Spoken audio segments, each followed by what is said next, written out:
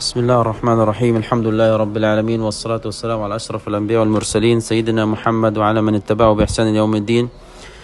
اليوم المبارك الجمعة 3 من شهر نوفمبر للعام 2023، والذي يصادف اليوم 27 للحرب على قطاع غزة في معركة طوفان الأقصى. نتقدم بجزيل الشكر والتقدير والعرفان إلى مؤسسة عاجل ياردم على تقديمهم مشروع إطعام لصالح مراكز اللواء في محافظة خان يونس. بسم الله الرحمن الرحيم. الحمد لله وكفى والسلام على نبيه المصطفى.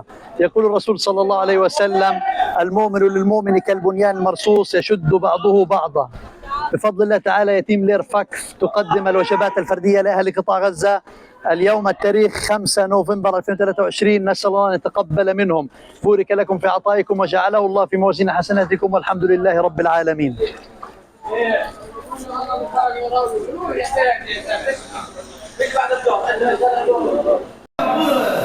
اصبر ارجع عشان لابس